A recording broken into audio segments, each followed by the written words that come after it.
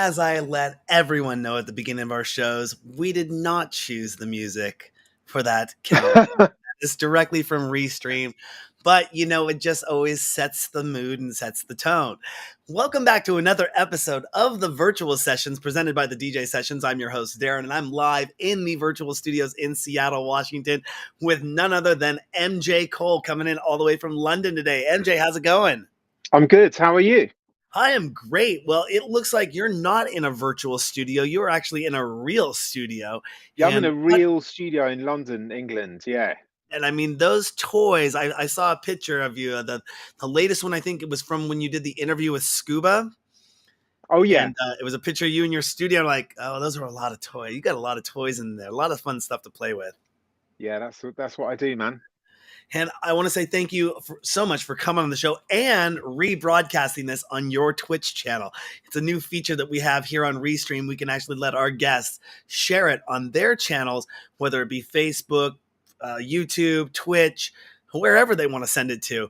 And something cool that we just did is we just launched our Roku, Amazon Fire, and Google Play channels as well. And we're working on an Apple TV channel. So this is going live out to those sources as well. Wow. Yeah, we're super excited over here. It's a bit of news that hasn't hit the main line yet, but yeah, and on our mobile app and all that fun stuff, and in our VR nightclubs, but we'll talk about that later. We're here to talk with MJ Cole and what you've been up to recently.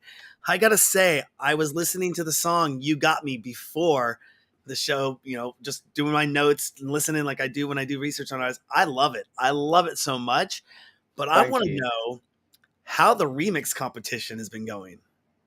Oh, yeah, good. So I kind of do, Twitch streams, and every other week or so we have a remix competition. So I thought it'd be cool to remix the record that I actually had out. But yeah, we've had some amazing entries. We've done both of them now. And yeah, a guy called Lee John won the first one. A guy called Jamie A won the second one. I'm going to release their remixes officially, which is great. That is awesome. And let's see, do you know Fallout Jord or Delvis Devious 87 by any chance? They want to say some shout outs. I know Jord very well. Yeah. They're in the chat room right Discord. now saying what's up. But that is so awesome, and I also was listening to the dub. Is it the dub remix of that as well? Yeah. Yeah, that one got me pumping in my seat a little bit. Okay, cool. Okay, this Cheeky Tuesday stream, Dayden 3000. This must be some of your ardent fans coming in here checking it out. But right. Anyways, and then previously before that, You Got Me, you had I Need, correct? Yeah, that's right. Yeah. And I was listening to that one as you came into the chat room today, and I'm like, oh, I hear your chime come in, and I'm like, oh, I got to turn the music down, but it's so good, I don't want to turn it down. Thanks, man. You've been producing music, working in the industry for a number of years. If I went to go through your bio, it's almost a thesis in itself. And we were talking a little bit about that before, but what have you been up to now? What is really your main focus now? I know you had an album, something you released in 2020, 2021, correct? Yeah, that's true. That was called Magic Garden. That was through Decca Records here in London. And that was kind of a departure for me. It was piano and strings, like no beats, no vocals, something I've been wanting to do for a long time. But now I'm kind of back to the beats as it was. Yeah.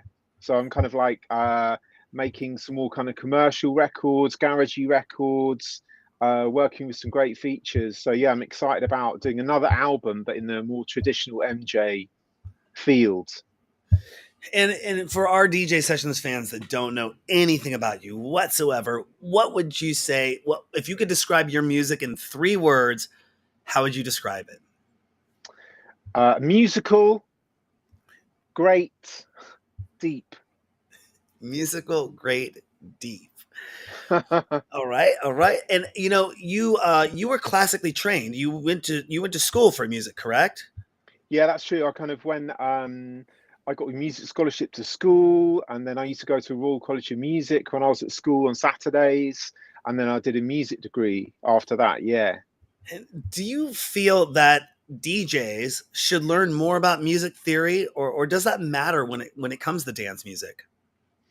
I think it's good as a kid to kind of grow up having a musical upbringing and to learn about stuff then, but I'm not sure if it really helps later on.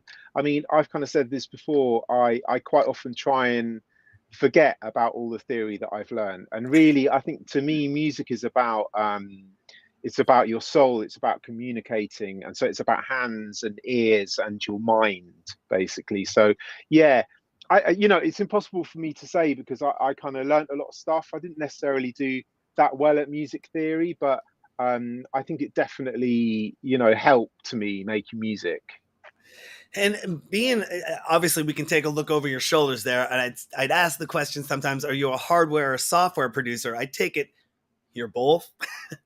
Yeah, I'm kind of hybrid now. I kind of started in studios before plugins, so I had a load of kind of outboard gear.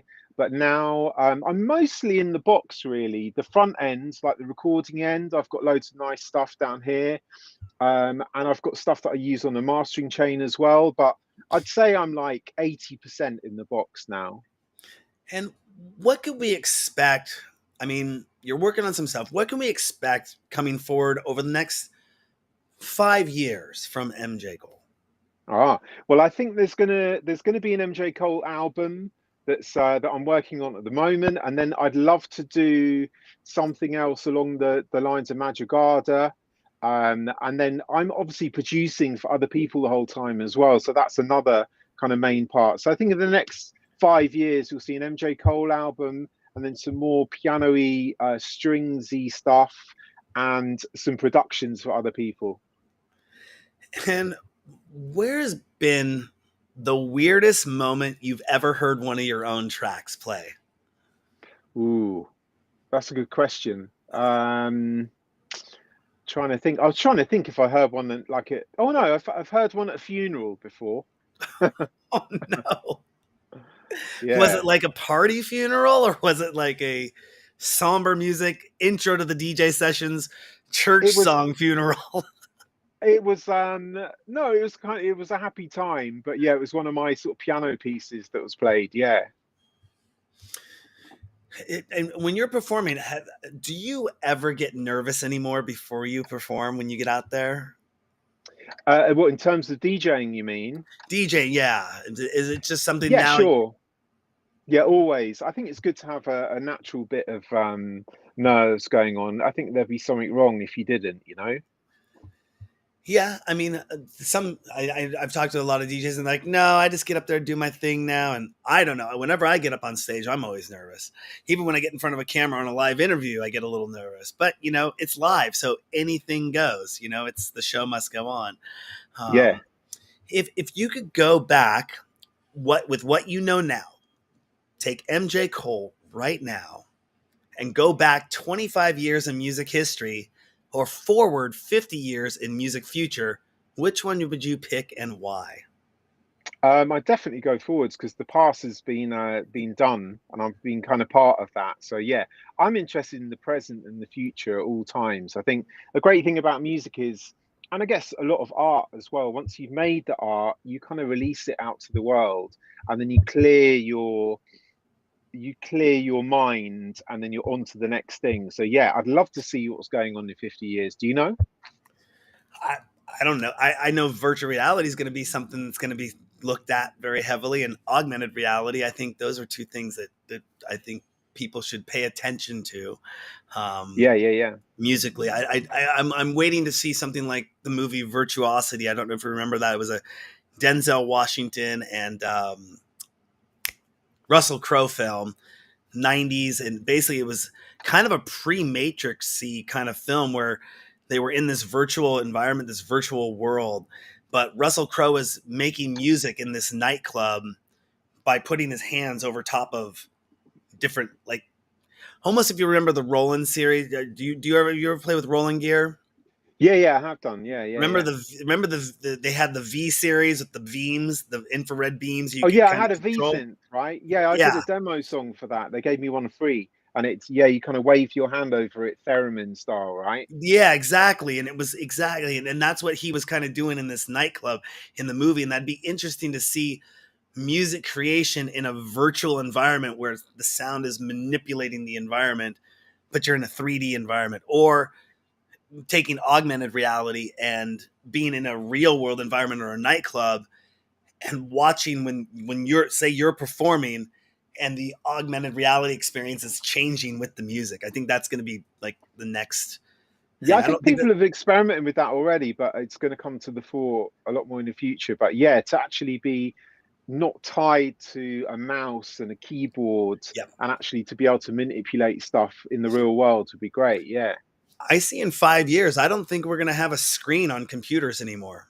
I Oh, mean, really? I You don't think think it's we're just going to gonna? see flat screen TVs in how. I mean, if you have a flat screen TV in your house, you're also going to have a pair of augmented reality goggles, and your screen's just going to pop up in front of you, you know, Okay. and you'll be There's able to. still, I mean, that stuff's been around for a while. I still Yeah, think with AR and VR that they're gonna have to, develop ideally glasses, but the thing is you got to fit all that, a kind of computer into some glasses. So we'll see yeah. how small they get, or whether we can have like contact Contact lenses, lenses. or just do an Elon Musk cerebral cortex implant.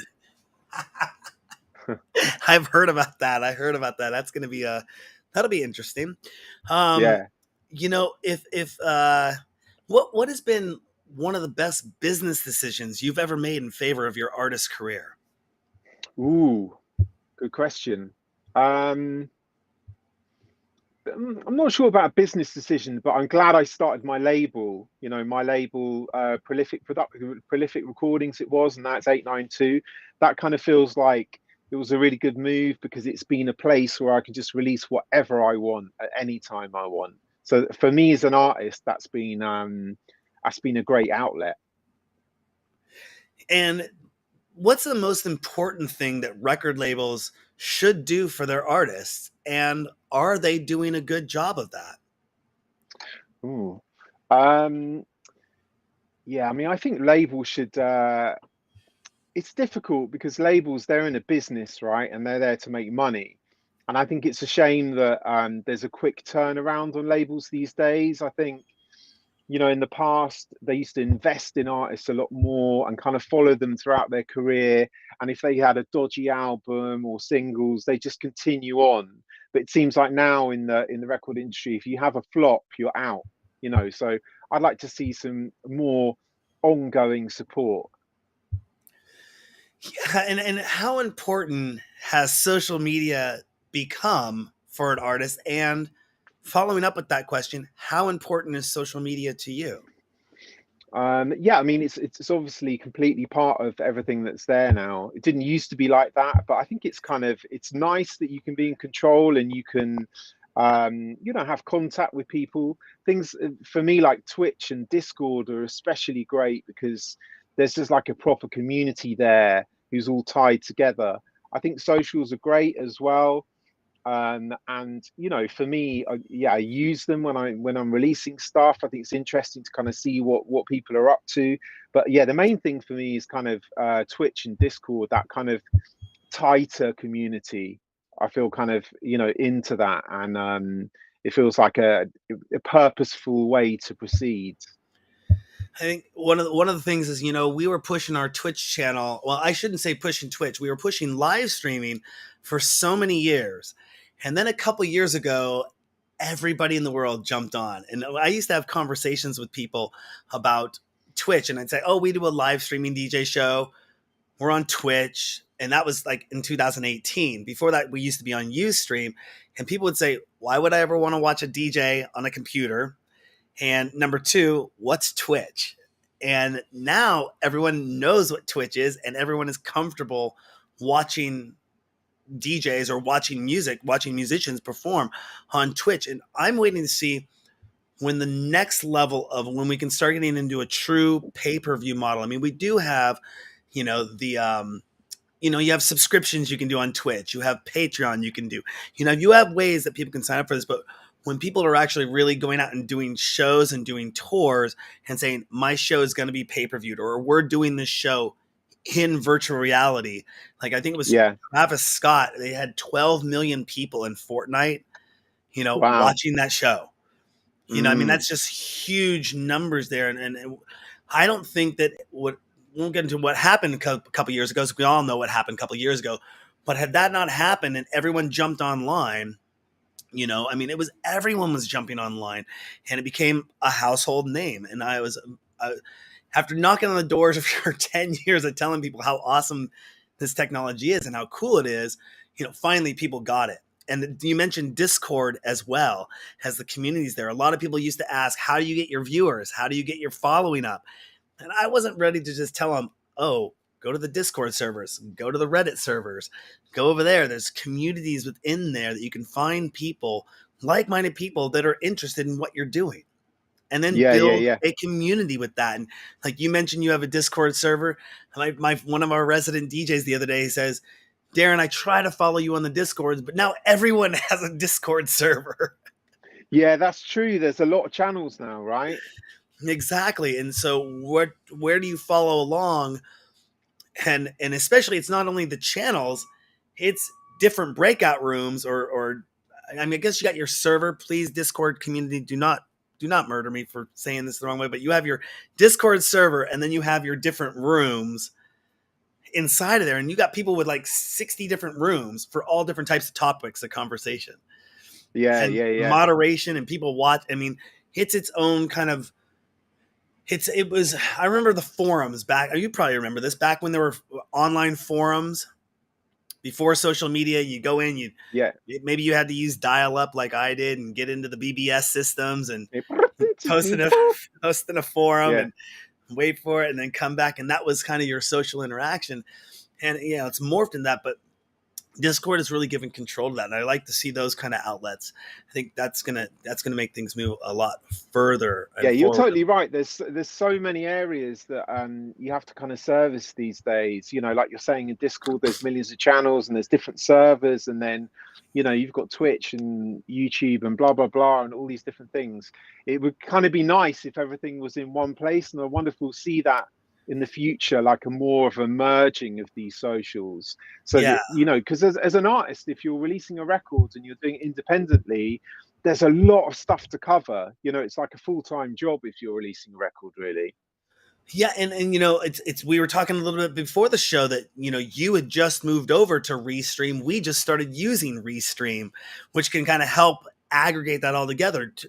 12 years ago, I was talking about building a little rack mount server where I would have one computer going to Ustream, one computer going to Livestream, one computer going to Justin TV, and then even then I only had 2 megabits of bandwidth to play with going out of my studio at the time, which really Right. was Yeah, yeah, like yeah. 0.6, 0.7 megabits.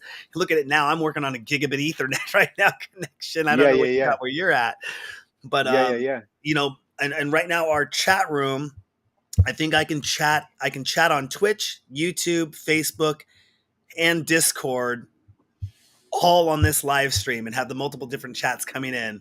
So Yeah, yeah, I yeah. wonder It's if cool. Restream's kind of doing that for live streamers. Shout out to Restream, even though, hey, give us a sponsorship. Um, you Do know, they not sponsor you? not at this time. We've reached out to them. We've talked with them, but Let me like I make a was call. saying before that, we were using Zoom a lot for Right. interviews. And I didn't even use OBS for years. I was using a system called a TriCaster and going directly right into Twitch. You know, Okay. that was an $8,500 box that was like a supercomputer built for live streaming on Oh, location wow. setup. Yeah, TriCaster is a really awesome product, but now as we've seen the advances go, sometimes we use a Mevo setup. Sometimes I use my ATEM, my Blackmagic ATEM. I'll tell you, those Blackmagic ATEM Mini, get the mini What is ISOs. that? What is that It's exactly? a switcher. It's a switcher. I wish I had it. I'd pull it out and show it to you, but it's by Blackmagic, piece of hardware device, super super super super reliable, super super super powerful. Um, I play with, just like you got a bunch of toys behind you. I got a bunch of toys I play with all the time. It just Show depends us, on show us. the level of the studio. You know what? My Mevo bag was at a nightclub last night. My guy's driving it over. Let me see. Give me a few seconds. I'm gonna see if I can find my tab. Is So it I'm taking, here? we're I going think it's here. techers Hang now. on. Give I me a knew I'd second. drive it this Give me way. a second.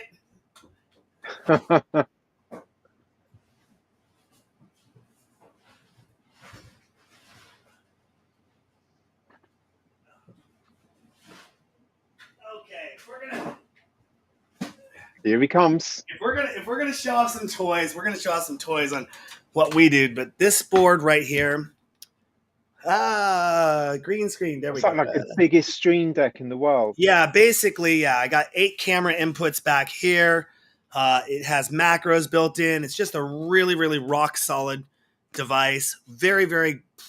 This is the ISO version, so it'll actually record each of my individual cameras and a master record of my stream for Oh, backup. so it Has records it USB. internally, yeah? Yeah, not internally. You can hook an external drive to it, but I'm Okay. usually also recording in OBS. I can geek out on this stuff for hours, by the way. But really, one of our pride and joys that everyone is streaming live from their living rooms, and that's great. But I vowed in 2018 I was never going to stream live from my living room ever again. We Right. just didn't want to be that kind of show. We wanted to go out and stream live in the real world. And so one of the things that we tried to do was, obviously use mobile devices and hotspots to try to do that. And that just didn't work really well. So I came across this product called the Teradek. This is what Ooh. I call the backpack. And inside the backpack, you actually have, now Teradek should sponsor me for doing this. Come on, Teradek. Let's go. Come on, Teradek. Come on, green screen. Come on, blue screen, green screen. Why is this not working? Anyway, Are they modems in there or something? Is yes, that like it's a actually, mobile setup? basically this is the modem, and then there's 4 cell phones inside of here, so it aggregates the bandwidth, but it does it on a commercial grade network as opposed to a consumer grade. So it can pick up 4 different towers from AT&T, Sprint, T-Mobile, and it basically aggregates the bandwidth, so I can get basically about 50 megabits almost anywhere in the world. I Wow. could be in the middle Yeah, of I kind of follow some of these guys on Twitch who are like cycling around New York, and a lot of kind of cycle guys. I Yep. think they're using backpacks like that, right? Yep, that's exactly what they're using. And you use this on the red carpet. I could be in a crowd of 50,000 people, and I'm on a completely different tier of network of bandwidth. You're on the God's tier. The cost. Yeah, $15 a gigabyte tier. That's what the God's tier is. Yeah, but no, it's some toys. I can go down toys and technology and allowing people to get more creative and get out of the studio or out of the house, and do more creative things. One of the things we have here in Washington and Seattle is the mobile sessions. And about 12 years ago, I bought a big glass box truck and turned it into a mobile studio so we can go to events and film on site at events. And with technology becoming even better, we're now able to drive around, and I have literally a concert grade sound system on the back. You can hear us from about 4 city blocks away coming down the street, streaming live with DJs playing in the back of the truck. And it's amazing. And we just launched another one in Phoenix, Arizona. We're getting ready to launch that as well. Super excited about that. But technology, do you drive it as well? We drive it around at the same time, yeah, with the DJs and people party in the back. You can go to our website, the DJsessions.com, and check out the mobile sessions. And if you ever get to Seattle or Phoenix, we'll have you jump on board. Yeah, man.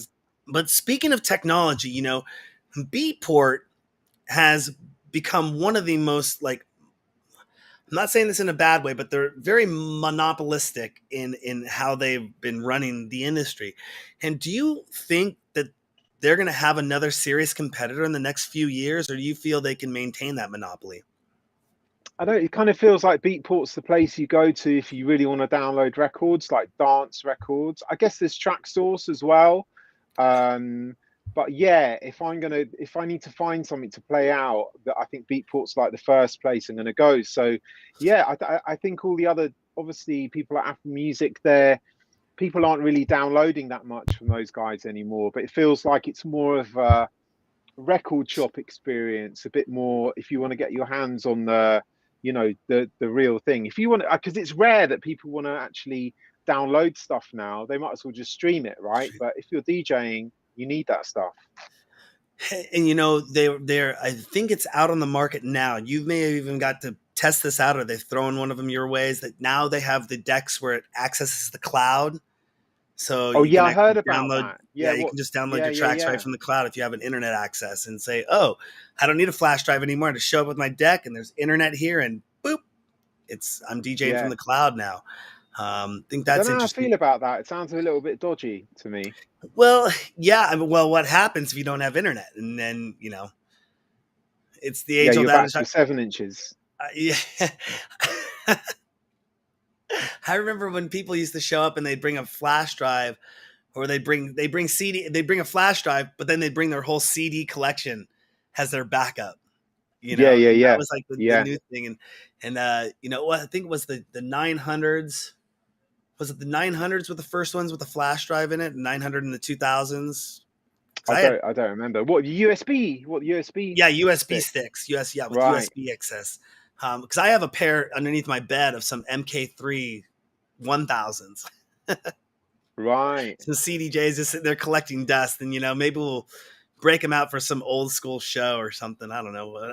They can't even use them because they're not. Everyone's on flash drive now, Yeah, do you and think there's that's going to happen? Like, people do sets at the moment where it's like strictly vinyl only. There might be a strictly CD only, strictly or CD. maybe Burn even your CD. strictly USB Can, only. can computers even burn CDs anymore? Is that even do CD do I mean, I don't know. I guess I probably got one of those Apple super drives around, the ones that were breakout ones. I think I bought one with a laptop a few years ago thinking I'd need it, but I've never used it. So I'm sure there's people somewhere that can burn them. But it's funny, like my kids, they don't even know what a CD is. They kind of know more what a record is than a CD. They're like, what's a CD? And it's like, well, it's this round disc that has music on. They're like, well, don't you just get it off the computer? So it's weird the way CDs have kind of been swept under the carpet phase? now. Yeah. I mean, when I was a kid, I remember working at a record store. And well, I say record store, but really it was a CD and cassette store. But I had predicted this. There was going to be in the future, when you went to the modern music store, you would walk in and you'd have like a credit card, like something like a small card. And what you do is you go up to a listening booth and you'd listen to what you wanted to listen to. You listen to all your genres. You put your card in, and then you download your music to your card. You could put credits on your card. You pull it out, and that's what you would go take home and play, which kind of Okay. became the iPod, or Yeah, yeah, yeah. it Yeah. became that musical. And once they built Wi-Fi into the iPod or the iPhone, and you could stand there at a Starbucks and be listening to the song at Starbucks, pull up the playlist that they're playing in Starbucks, and say buy now. My idea was kind of out the window because now it's iTunes in your pocket wherever you go. Yeah, yeah, Couple yeah. that with Shazam. It's like, what is that song? I like that song. Give me that song. Boom. I'm buying it Yeah. right now. Yeah, Which, it's immediate. you've seen the advent of mobile phones, mobile devices coming into the nightlife world. Hmm. Before, when 30 years ago, when I was growing up in nightclub, we went to the nightclub, we didn't have cameras on us. We didn't have, I mean, unless we brought some kind of disposable camera, but we weren't bringing cameras. The photographers might have had cameras, but where were the photographers even going to share those pictures? Because we really didn't even have internet. In Yeah, yeah, 1992, sure, there sure. wasn't a place to put up high quality, high res photos to share these and then have people download them and see these pictures online. So, it was just interesting, the culture shift. How have you felt the culture shift has been when you're out there DJing and somebody's like this? Yeah. Well, there's people think quite strongly about this, don't they? I mean, Hmm. yeah, because obviously when I started playing or going to clubs, there were no phones at all, and I think that was great. But I mean, phones are around now, and it's the way people communicate. So I don't really have a problem with it. I'm kind of like happy to go along with whatever's current at the time. I'm certainly not a kind of like ban mobile phones from clubs kind of vibe. But it is irritating if you're playing and someone's literally right up in your face with a phone, and it seems like they're not actually participating in the night. They're just trying to record it. You see this everywhere with like Tour de France is on at the moment, you'll see people kind of there with their phones, just pretty much looking at their phone to check they're getting the right video while the riders go past, when in fact they could be enjoying the actual spectacle itself. So I think there's an element of that going on in nightclubs and stuff as well, and people trying to get the best shot and show their friends they've been there. But this is the world we live in, and I think that's cool. I'm happy to. I'd always rather be in the present than the past. Exactly. And as it wasn't till 2017, I had always been attached to my phone, but I managed to go to a couple outdoor festivals. And all three of them that I went to that year had no cell phone reception.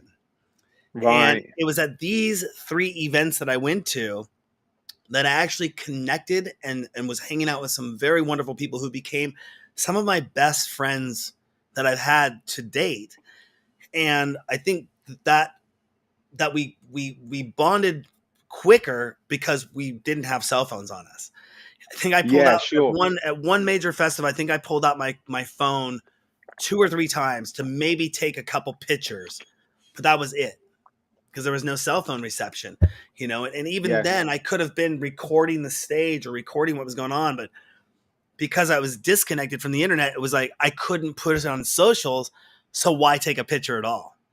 Yeah. I mean, going back to what you talked about earlier about streaming and pay-per-view and live streaming events, I guess that goes some way towards people not feeling they have to sort of record it themselves. That the whole thing is going to be streamed anyway. I don't know if there's a difference. I guess there's a difference between having your personal record or something, like from your POV, your experience of it, as opposed to, a broadcast, televised, pre-arranged kind of broadcast. Well, and that's what I always loved about the idea of the chat room when you're doing a live stream. If somebody could chat, and be part of that show. We did this back in 2002 when we were doing one of the first broadcast television shows, is that I had set up a chat room on our website for Phantasmagoria and set up a chat room. So when we were on broadcast television, you could chat with us in the chat room.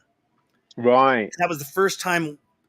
I don't know anyone else that had ever done anything like that during a broadcast television show.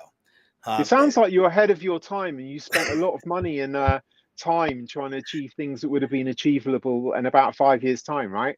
It was a 2007, 2009 when I started playing with Ustream, and I was like, here it all is. But what do we do? What's the content? What am I going to deliver? Mm, Because to do a full studio production show like live bands or a comedy show or fashion, art, video, all that stuff required 10 to 15 people to make that show happen. And it yeah, wasn't sure, until I right. did my first live stream show where we featured a DJ was part of the show. There were 2 breaks for 30 minutes where the DJ played so we could reset everything. Right. And I came back from that experience going, okay, out of all of that, what was the easiest part of the show to do? The DJ played live. Okay, I Yeah, got an yeah, idea. The DJ sessions is born, you know? yeah. And that's how that all came to fruition. And Wow. then set it up in my living room and then moved it to my bedroom. And the rest is history there. But the one cool thing was the hardest thing though was for DJs in the beginning, at least for our show in the beginning. I think I just been able to coach so many people, or they're now down with it. Was they didn't have the live audience, and a lot of DJs feed off the live audience feedback when it's just the camera and they're standing there like, and they're not interacting, they're not dancing or moving or doing something because they're not getting that feedback. That was a little hard hurdle for a lot of early on DJs that I was working with to Right, sure, because it's get one over way that hump. only, right? Yeah, and it Mm. wasn't until they might see somebody they know in the chat room and they go, "You're watching me right now," and then they perk up. Yeah, And, yeah, and yeah, they'd be all yeah. excited. Okay, now I better look cool. Now I know mom's watching me, or my girlfriend's watching me, or so and so, my friend from New York is watching me. Then they'd perk up and do that. So, kind of a learning curve there of doing online performances. And I've always told people this over the years. if you're going to do something online, you got to be engaging with your audience in some way, shape, or form, or at least engaging to make them engage and have the chat room. Your chat channel, your people are all, I'd give a bunch of here. Let's take a look. Let's go like this. There's this cool thing we can do. We'll bring the chat overlay in here. And who do you think the first one to chat's going to be? Let's see. I'll say hi to somebody. Hey, everyone. There we go. So we should start seeing some of your fans' chat messages come in, because the coolest thing is you've tied this in with your Twitch channel, and it's on our Twitch channel as well. So okay, cool. We'll see what happens over here on the side. Everyone be nice. This is a first run test. And I don't know if this is a restream chat, yeah? This is a restream chat, but it's also bringing in our Twitch channel, our YouTube channel, our Facebook, and our Discord as well. And you have a lot of, there we go.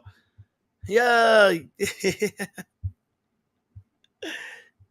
Easy now. Now they know that their chat's going to be up there and they're bringing it in, So first time ever really testing this technology out, but this is where it gets really, really interesting. Hey, Stevie Ray. Now they're just going to start going, whoa.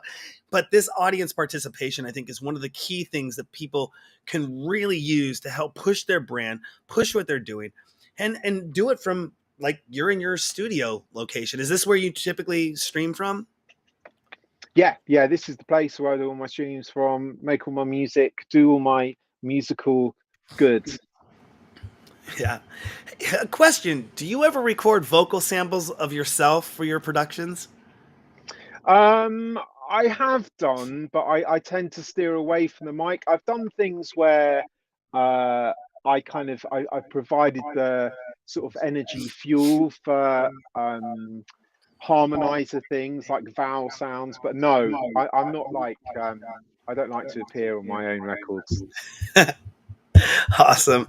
And if you could take one non-famous person and put them in the spotlight who means a lot to you other than direct family or friends, who would that be and why?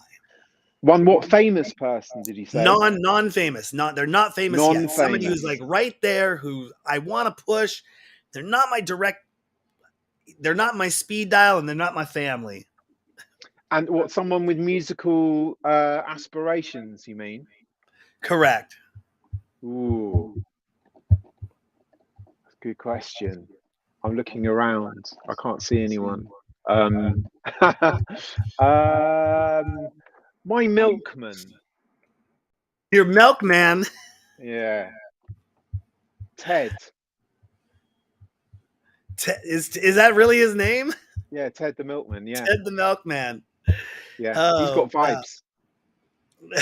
He literally sings? Yeah, he's very musical. He's always playing me his latest rhythms. Like the singing milkman? That's right, yeah. You got the whistling postman, and I've got the singing milkman. That works. So have you been asked to do anything in virtual reality yet? No, not as such. No, I haven't. If you were asked to do something in virtual reality, would you do something in virtual reality? Would I? Yeah, if it was, I think if it was like a live performance of my own music, I'd be up for doing something like that. But it'd have to be music related and studio related, yeah. Absolutely. One of the things we're really happy that we've done over here at the DJ sessions, like you said, sounds like I'm a guy who's always into new technology, is VR. We just launched 2 VR nightclubs in alt space, and we're looking to launch in other places. We're having some talks about Decentraland and VR chat as well. And we're super excited to be doing something in there soon. They're up, but we haven't grand opened them yet. Okay, sounds exciting. Pretty cool stuff. Yeah. If you get a chance, you can go to our site, thedjsessions.com, click on VR, see some screenshots, get into alt space and go in there. You don't need a headset to get into them either, which is what's really awesome. But having that immersion experience of being in a nightclub, it's very interesting. It's not to replace nightclubs or events in any way, shape, or form, but You know, it's a it's a new frontier, a new branding frontier is how we see it. Another Yeah, way yeah, that yeah, people can go and experience your brand rather than just in a 2D kind of environment. I've got a yeah. question here from Damon Chappell. Are albums relevant to the contemporary music audience, or are singles more viable? I'm still a big fan of the album as a long form piece of music. I think singles have their place and they're great to release and they're quick and you can turn them around quickly. But I think there's still a beauty in the long form musical genre, something which has a beginning, middle, and end. You can deal, the way the tracks flow together, you have a rise and the fall, and it's seen as a whole. So I still think there's a big place for that. And singles are great, and I've done loads of those and EPs. There's so many great formats now, but I think the classic format is the album. Yeah, I definitely it is, with so much being thrown out there, the ability to create, or how would I say, the barrier to entry to get in, the ability to create, the ability to disseminate or distribute. I think that they say, I mean, from a video producer side of things, I was in school a few years ago in a marketing class, and the instructor was saying that there was over 1 million videos a minute going up to YouTube. Really amazing. Yeah. Yeah.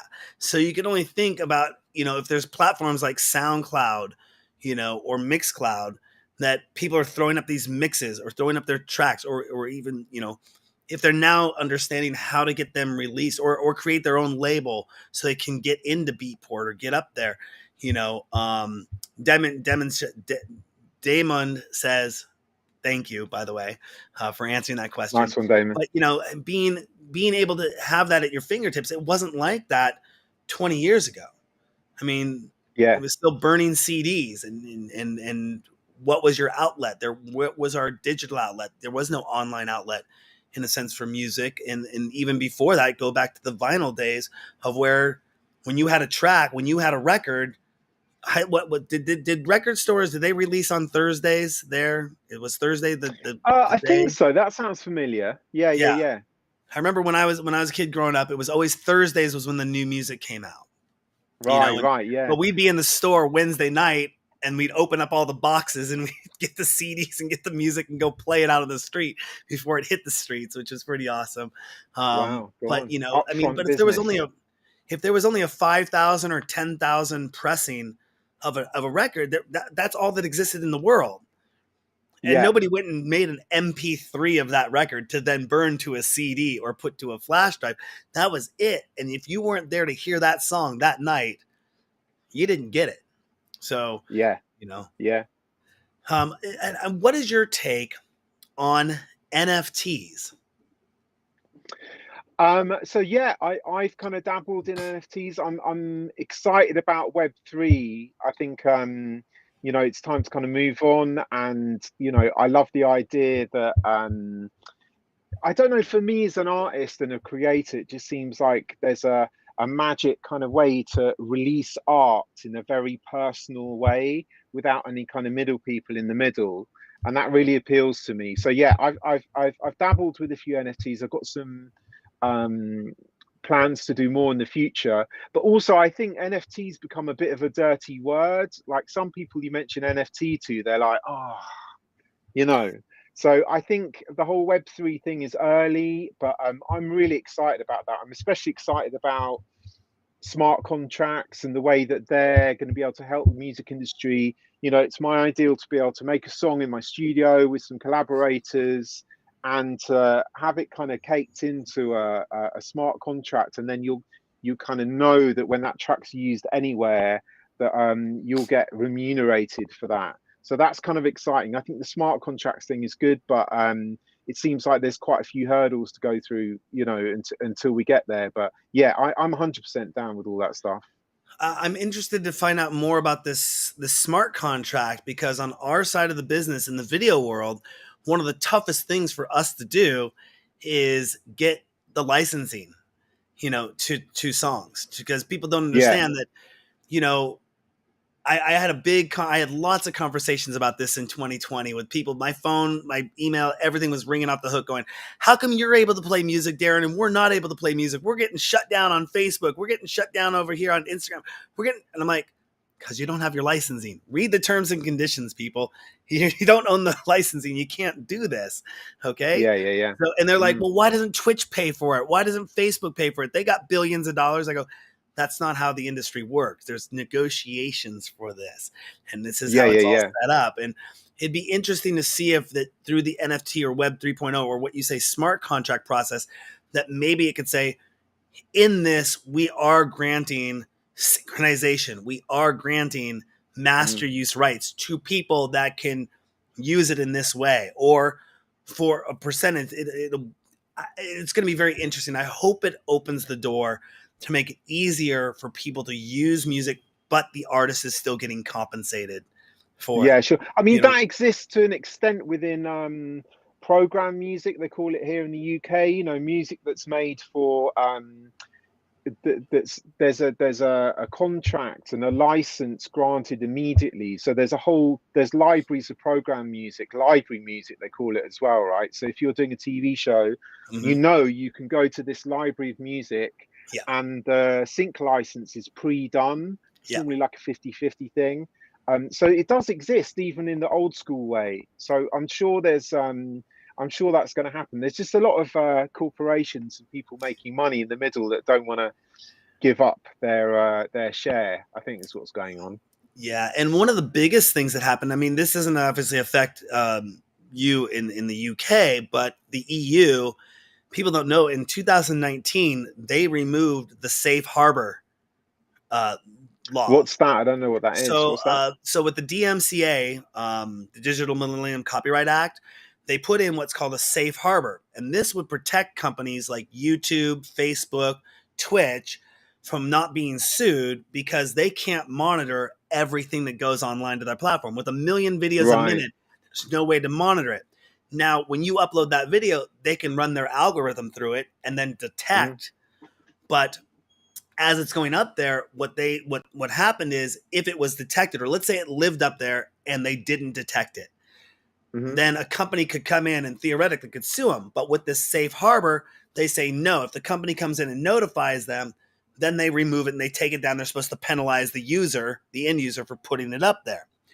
The Okay. EU just did away with the safe harbor. So how if Right. I upload something and immediately if it lives up there, they can be sued. Not there is no safe harbor. There's no protection from there. So what you've seen is these Right. companies like Facebook and YouTube going to what's called active monitoring. So as you're streaming live, it's listening to it and goes, "Hey, we know that you don't have the rights for this. If you don't shut this stream down, we are going to shut your stream down, and then no recording will live." Right. And the Okay. only company out there that is really, and I will give a shout out to them because we're a featured partner with them. The only company out there that is really safe from it right now is Mixcloud, because Yeah. Yeah. I've heard Mixcloud that. does not provide video on demand, and with not having any video on demand, you don't have to worry about master use and sync rights. So Right. Okay. streaming live is one thing because it's only going to live one time out there. It's never going to be done ever again in the same way fashion. So it lives once and it dies and goes away. But Mm. Mixcloud can rip the audio and let that audio live there because they do have all the licensing agreements for the audio, but not the synchronization with the video. Right. So, Okay. you Yeah. know, Mixcloud's a good platform. It's been amazing for DJs being able to put mixes up there and stuff. I think it's great. I mean, obviously, people get around it on Twitch in the same way that they just don't VOD. You know, that's what Twitch, the DJs are doing, Twitch, right? Twitch has announced that they are doing active monitoring. They will start doing active monitoring. It's a slow Really? rollout, but they have to because they store video on demand. Yeah. And the moment it's like, hey, this could live on our server, and if we don't pick it up, for it used to be back in the day you could upload a mix to Twitch, and then you could download the copy of it, and if you had like 30 minutes you could download it before it red flagged the whole thing, Right. before it red flag, and you get a whole copy of your mix off of Twitch. Now they're pretty good, but they are looking into active monitoring. They've slowly said this, but most people don't know. And I think Twitch is going to be a great platform for independent musicians who are creating their own music It's going Mm. to stick out and be a great platform for that. But in the future, and a lot of people say I'm negative about this, and heck, I do a DJ show. It's a featured partner on Twitch. And I said, right in Twitch's terms and conditions, under the music guidelines, it says no DJ sets. Right, right. Big, bold, black words. No DJ sets. No radio style shows. No karaoke performances. Right. And so people can't get mad when Twitch finally goes, we got to pull the plug on DJ sets, Yeah. I mean, that's going because to be a shame. I mean, if you look in the music category on Twitch, most of the most popular music channels are definitely DJ led. You know, I mean, absolutely I 100%. kind of get it on my Twitch stream where um, I've had it recently where I have like a bird sound that I play sometimes in the background. And I downloaded that from Splice, like all legit, use credits for it. But it seems like someone else has used that sample from Splice in one of their records. And I keep getting strikes and hit because of this background bird song that someone's used in their record. So they think I'm sampling or using their record when in fact I've gone back to the original source of it. So there's loads of bot things that are happening that are kind of annoying. Yeah, and that's good. I mean, you have DJs out there, you have producers out there that use sample packs, and they Yeah, don't understand those sample packs. It says on the inside of the cover, this is used for personal use at home. If you are going to use and make a song with this, please contact us to pay us our royalties, pay us for using our samples, because this is not made for commercial use for yeah. some I some mean, of these everything sample on packs. some of them are. Yeah, Splice is cool for that. You know, I use Mhm. Splice stuff in all my records the whole time, and it's fine. But yeah, I'm not sure which ones those are. I mean, that's part of the thing, right? You pay for a sample, and you're paying for the right to be able to use it and know that you're not going to get hit for it if you use it in a record.